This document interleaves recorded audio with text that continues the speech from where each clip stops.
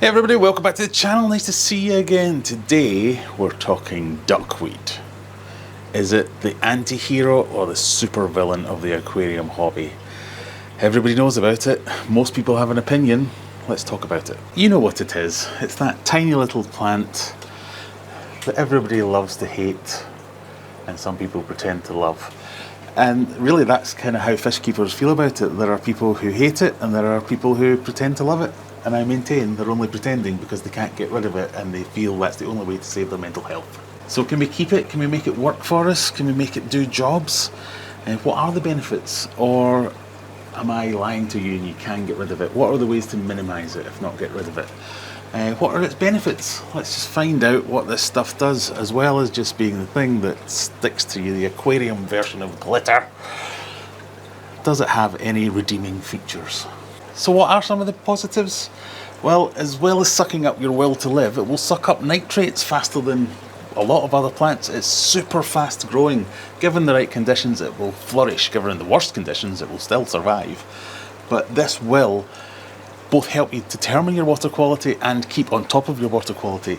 You can tell by looking at it what's going on in your tank. If you get a really dark and brown duckweed, things aren't going great there. If it's growing fantastically fast, looking green and healthy, good root systems, then things are going well.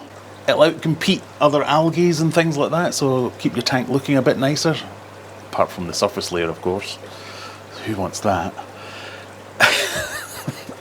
It will help provide a little bit of shade, and shade is often great in the aquarium, both for plants and for fish and shrimp and things like that. These are all positive things that it does do quite well as actually being like really nutritious. So a lot of fish will eat this, whether just in its natural form, they'll snack on it in the surface, or you can process this into a bit of like free self-propagating fish food. The other side of that coin is why people don't like it. Shade, yes, but it can choke out light. If you don't take care of it, you end up with a complete cover and a blackout in your aquarium. Goodbye aquascape, we loved you. But the flip side of that is, yes, it's just not getting the nutrients from the light, aren't getting to your plants where you want them, and it's just effort to keep maintaining this over and over again. It is messy. It sticks to everything. If it's your fingers when you're getting your hands in your tank, if it's the surface of the aquarium, the glass, the lid, as the water level rises and falls, it just sticks there and it looks ugly, it's messy, it's just not very nice. It's hard to remove as well. As much as I've been joking about this, saying, oh, it's there forever, you never get rid of duckweed. You can make attempts at it, but it's not easy. It's just really hard to remove. You can use a net, a comb, whatever. We'll talk about that in a minute. It's just not easy.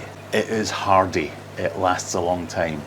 You can think you've rid yourself of the scourge of the duckweed and thank yourself and pat yourself on the back for doing a great job, and then 2 weeks later, poof, it's all back again. I've seen tanks that haven't had duckweed in them for months, and then I leave them alone for 10 minutes and I come back and it's full of it. Impossible. So if you are one of those crazy buggers that does want to encourage it, there are a few things you can do to encourage the growth of it. Still water is its preference, so anything that's got high surface movement, it will struggle to grow as rapidly as it can do in that scenario. High light, really likes light.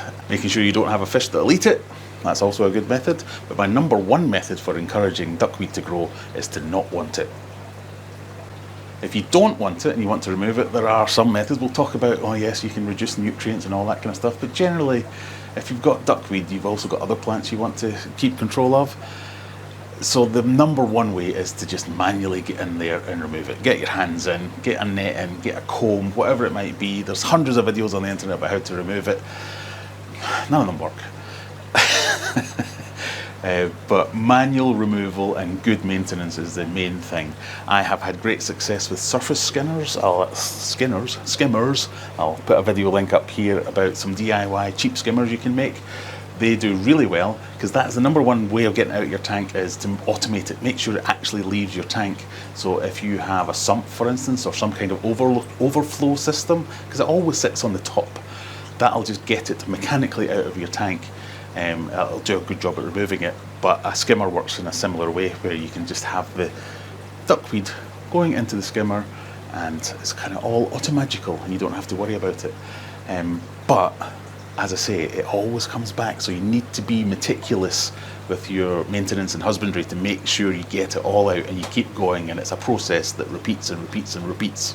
Talked a bit about it earlier, is some fish will eat it, and one of my foolproof methods is to use goldfish. I have a lot of goldfish, so I make them go to work for me. They love the stuff, and they will get rid of a tank of duckweed in a matter of days, if not a couple of weeks tops, and it'll be gone. These tanks down here were completely infested in duckweed, like totally covering the surface, and I had a couple of goldfish put to work in there, and in I left them in there for a couple of weeks, but it's completely clear now. The tank looked like this before I put the goldfish in. This is the Vahaka tank, and as you can see, here's my little quadrant of army workers. They will go to work on this one. I've only just put them in, so they'll get rid of this, hopefully in the same sort of time frame. And that's what you do if you don't want it in your tank. But if you're after a foolproof method, move house, set fire to things, a hammer. So much like the 7 stages of grief, we have several stages of duckweed, and the final one is acceptance. That even though those techniques I showed you there with the goldfish eating it all, it will come back. I don't know how it does it. I'd love to be able to tell you a scientific reason, but I don't know how it does it. It just happens. They will come back. So put it to work. When you hit that acceptance stage, put it to work. And what I like to do is use it to make fish food. So I will collect it in a little net like this, and I'll just take a little scoop like that and make food. So duckweed is actually pretty high in protein, and it's a really good food. I'm not saying you go around sprinkle it in your salad for your family. You could. They might not thank you for it, but you could. I'm talking about using it in fish food. So I quite like making my own DIY fish food, because the one thing you can do there is tailor it to your exact needs. I'm not saying just use duckweed, although you absolutely can. I would use it in combination with all other things. So if you're wanting to get some extra calcium into your fish's diet, you can put some calcium powder in it, some spirulina, some whatever it is. You can make it in your own DIY fish food. And I like to use duckweed as a good base and good way to get vegetable matter and high protein vegetable matter into a fish food. If you are interested in seeing some of my DIY fish food recipes, let me know in the comments, because I have been doing it for a few years, and I've tinkered my recipes over the year. I've got some that look pretty good and seem to be working very well, but I'd be interested to see if that's something anybody's interested in. But yes, duckweed can make a good DIY food. I'll not go into it right now, but basically if you get your duckweed, take it out of your tank in the little clump that I showed you up there, squeeze it all out, get it into a blender, give it a blend. You can use some binders, like you can use agar or pollen or gelatin or something like that, but spread out the mush onto like a baking sheet or something like that and just put it out the way. Put it somewhere warm, give it a couple of days, it'll dry out. And depending on the thickness that you spread it at, you either get some flake or you can cut it up into little pellets. And it's really good shrimp food. But what I like to do is to make a more universal fish food. So I will do the same thing, but in a pan, whether I'm boiling up some fish, some vegetable matter, some vegetables. A good couple of clumps of duckweed is not going to hurt, and it will actually add loads of nutritional value to your DIY fish food. So I'll get a pan, whatever my ingredients are, whether it's vegetables, a bit of fish, a bit of meat, whatever I'm doing in the fish food, I'll also land in a good couple of clumps of duckweed, because it makes that great base with great nutritional value. Bring that to a boil, simmer it down. I usually go for gelatin, because when it's already warm, throw in some gelatin, and then I put it into moulds to make these little pellets, like this. I've just got all over myself. So I end up with something like this, where you can put it into, these are like micro ice cube trays, so it's just like nice little big pellet size from a larger fish. Or just put them into freezer bags like this, so as I can cut them up whenever I want, but then I can store them in the freezer and they're ready for whenever I want to go. Or I have some in the fridge that I just keep all thawed out, which look a little bit like that, and I can just drop that into any tank, and the fish love them. So I just wanted to make this little video as kind of my homage to aquarium glitter. I'm in the acceptance stage. See you in the next one. Bye! and I talked about it. And my number one foolproof method, and it lasts very long.